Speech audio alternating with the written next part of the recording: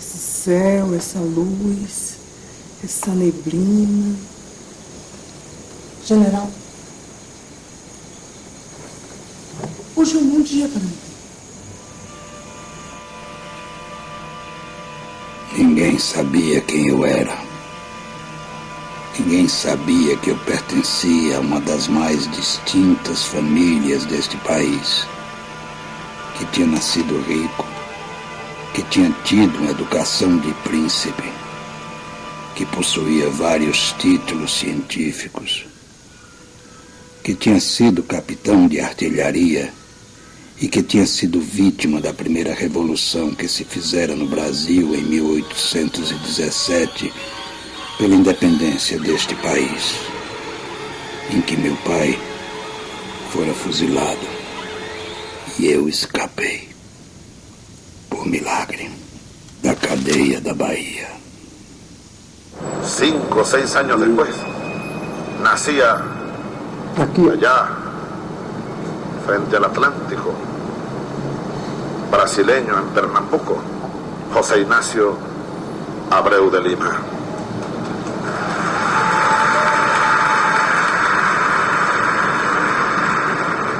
Aquel general socialista, aquel general bolivariano. A imagem contemporânea, o documentário contemporâneo, a estrutura é essa que ele falou, né? Mas a forma é mais ou menos essa. Tem a questão da metalinguagem, a questão da ficção, a questão do documentário real hoje. Enfim, o que ocorre é o seguinte: no estágio que está o roteiro agora, ele na verdade, ele está tentando resolver uma questão séria, que é a questão de como é que faz um filme histórico do qual você não tem imagem. Entendeu? Sobre o personagem, isso aqui não sabemos se é tirado de uma pintura ou é uma criação. Eu não sei. Entendeu? É uma pintura na Venezuela.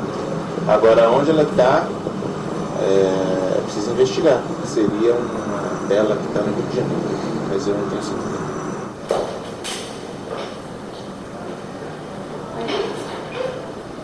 Ok, ajá. Entonces, ¿dónde está la extensión?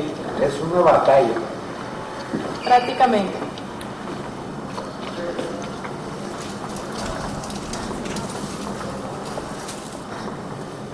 Pregunto, la ropa de Abreu de Lima y este general Ele é inspirado por existe alguma coisa. Tiene que ver. O sea, te puedes subir ya. Ah, sim.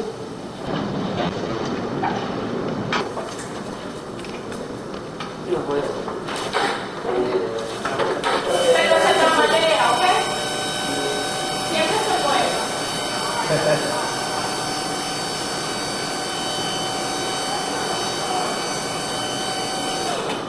La pieza está aquí desde 1981. Yo no sabría decirle quién la hizo, está firmada por un Reinaldo, pero ni idea, tampoco sabemos cómo entra. Digamos, eso es una parte de la colección que todavía falta por investigar, porque debe haber sido a propósito de algo. O sea, debe haber habido aquí alguna efeméride, que es cuando siempre entran obras aquí, que diera pie para la inclusión de Abreu de Lima. Y debe haber sido mandado a hacer, porque sus dimensiones corresponden al resto de los retratos. Entonces debe haber habido alguna iniciativa de alguien para hacerlo y para integrarlo a la colección de héroes del Salón Elíptico. Pero no sabemos de qué fecha es. No pareciera ser una pieza del siglo XIX porque tiene como una resolución bastante, digamos, tipo siglo XX, pero a lo mejor sí lo es. Muy difícil, porque hacer un documental sobre alguien y sobre un siglo que no tiene muchas imágenes de Brasil ni acá es un desafío. Y hacer un documental de 1 hora y media, ¿cómo llenar de imágenes eso? Entonces, este es un tema del documental, la imposibilidad de hacerlo. Ok, dentro del documental. Entonces nosotros tenemos una pequeña secuencia en ficción. Nosotros llevamos un pintor y él pinta un cuadro de Abreu de Lima. Lo tenemos filmado. Porque esta secuencia, de una cierta manera, reproduce nuestra dificultad de película de hacer una imagen de él. Entonces, él va a hacer la imagen. Pero la imagen que esperamos poder que resulte de eso, jamás se ve con claridad en el documental que estamos haciendo. No terminamos por ver. Entonces, la imagen que va a hacer él es una suma de muchas cosas, incluso de el viejo vestido y uniformado de general. Que claro que no existe, que es la mezcla de esto con... Son mezclas, ¿me entiendes? Esta es una idea que queremos que esté, que resulte en el documental. ¿Entiendes? Claro. No, qué lindo. Que esto no...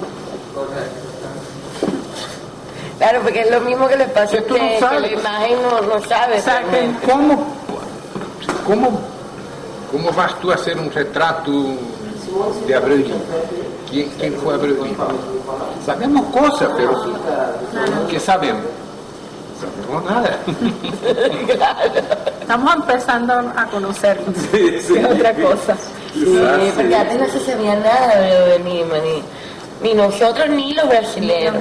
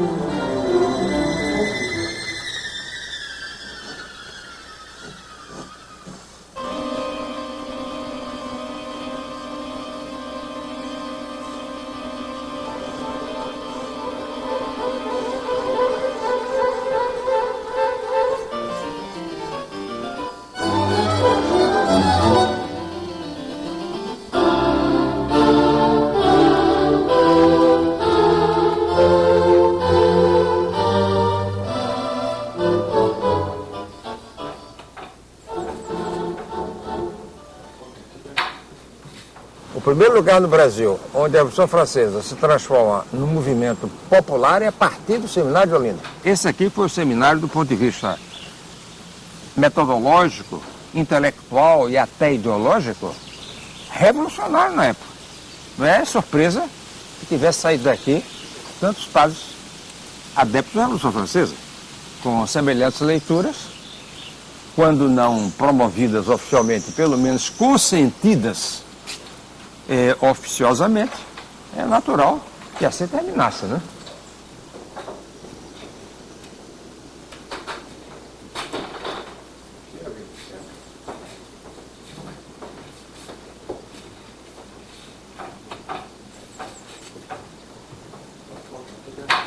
Esses padres que se engajaram em movimentos revolucionários a partir do Seminário de Olinda, obviamente tinham vocação política e não propriamente vocação religiosa.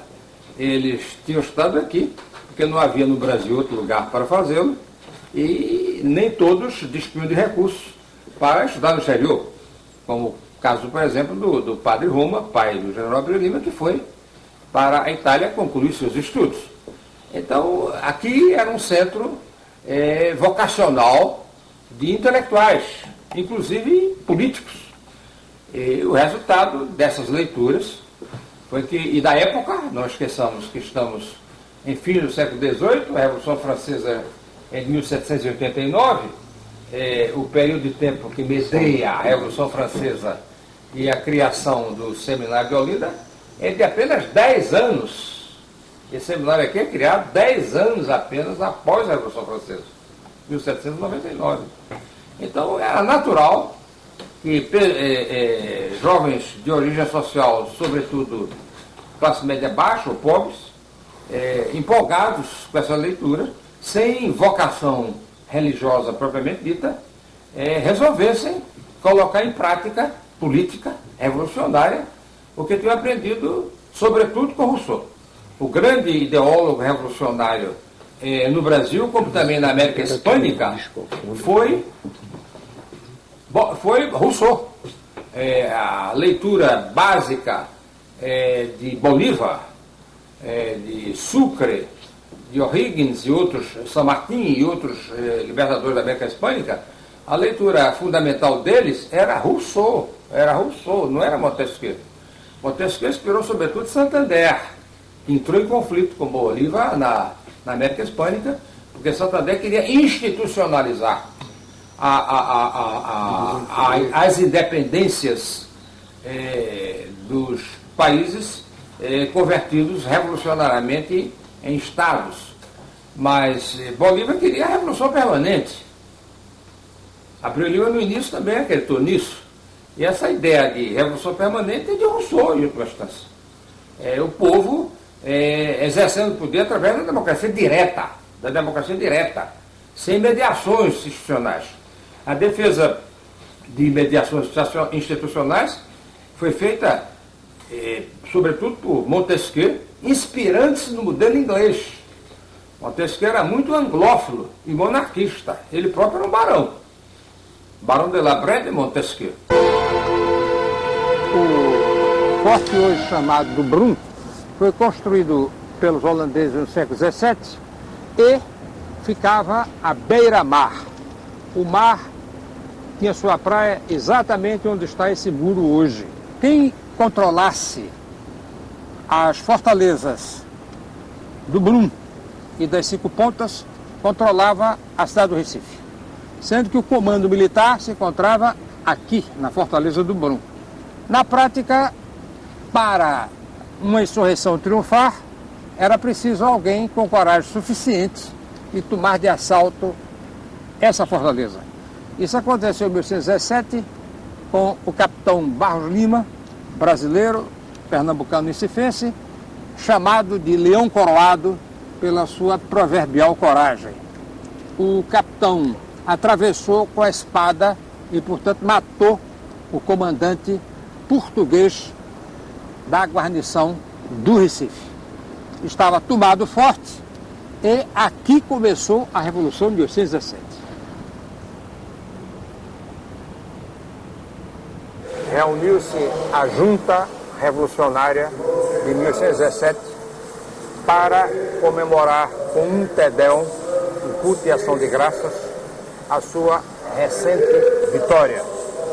Nesta igreja estavam então presentes a Junta Revolucionária e a maioria dos seus adeptos.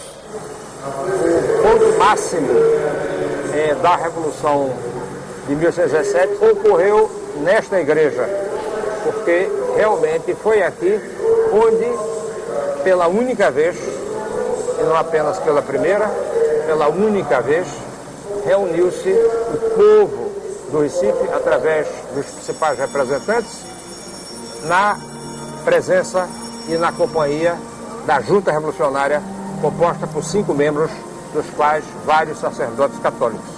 Esse é o motivo da escolha de uma igreja para o culto de ação de graças, o Te-Deum a Deus, e agradecimento, portanto, pelo triunfo até então obtido.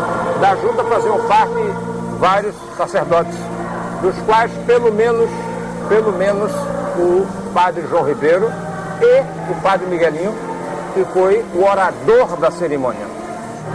Mas havia, de fato, um setor revolucionário do clero católico, na defesa do que eles consideravam os interesses do povo brasileiro. uma perspectiva republicana. Não é perspectiva constitucional, de uma perspectiva de independência nacional, constitucional e democrata radical, não apenas de um liberalismo convencional. Eles eram também a favor da abolição da escravatura. Eles eram também a favor da república, o que na época era várias vezes revolucionário.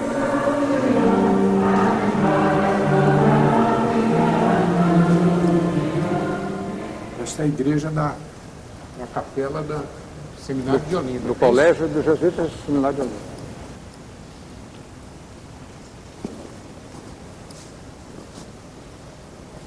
Olha, um benfeitor fidalgo da Casa de Sua Majestade.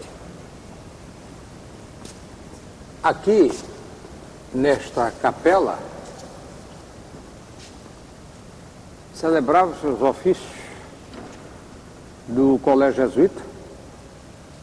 Aqui pregou o padre Antônio Vieira. E também,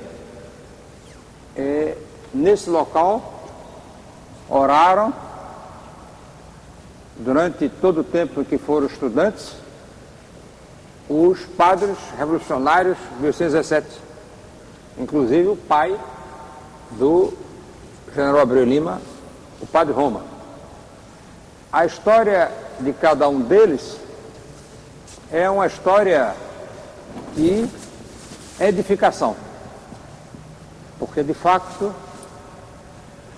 aqui eles estudaram e aqui eles se prepararam espiritualmente para a sua grande aventura política.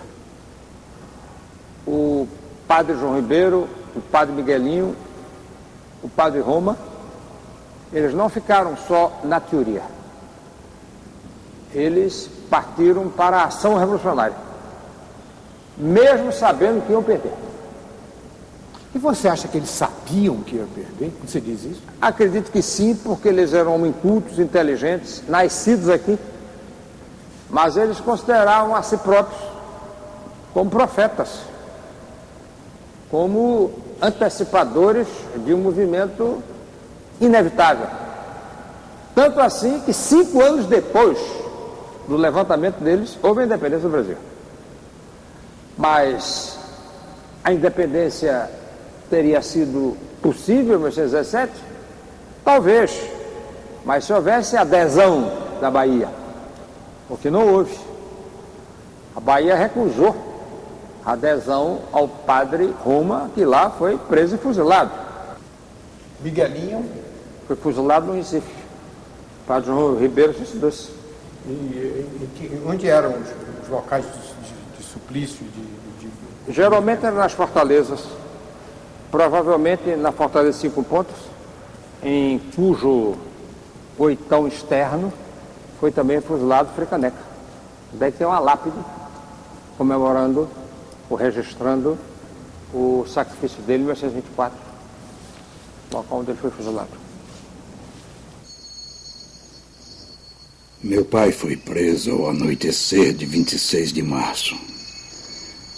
No dia seguinte, fizeram todas as perguntas do costume e nomeou-se a comissão militar que eu deveria julgar. No dia 28, foi condenado à morte. Foi fuzilado às 8 horas da manhã do dia 29. No momento em que escrevo estas linhas, assalta-me todo o horror daquela tremenda noite em que fui quase companheiro da vítima. Era eu que parecia o condenado, e não ele. Eu tenho visto morrer milhares de homens nos campos de batalha, e muitos nos suplícios. Mas nunca presenciei tanta coragem, tanta confiança nos futuros destinos de sua pátria, tanta resignação, enfim. Era meu pai que me animava porque eu parecia inconsolável. Uma mão mão de ferro me arrancava o coração. Meu pranto e minha dor comoviam a todos que se achavam presentes, chegando ao lugar do suplício. Meu pai fez um pequeno discurso alusivo à sua situação, desculpando os soldados do ofício de algozes. Depois, pediu-lhes que atirassem com sangue frio para não martirizá-lo. E levando ambas as mãos algemadas ao peito, fez delas o alvo de seus tiros.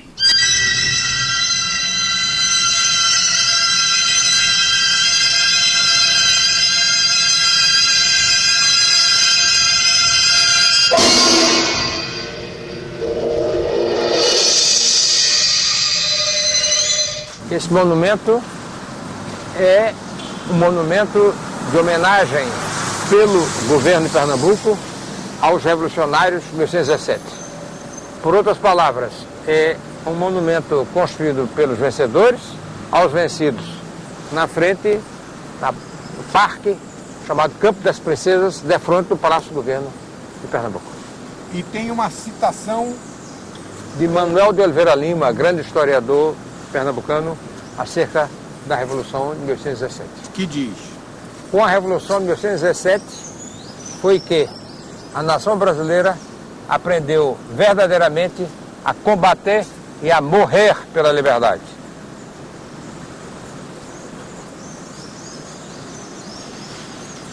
Oh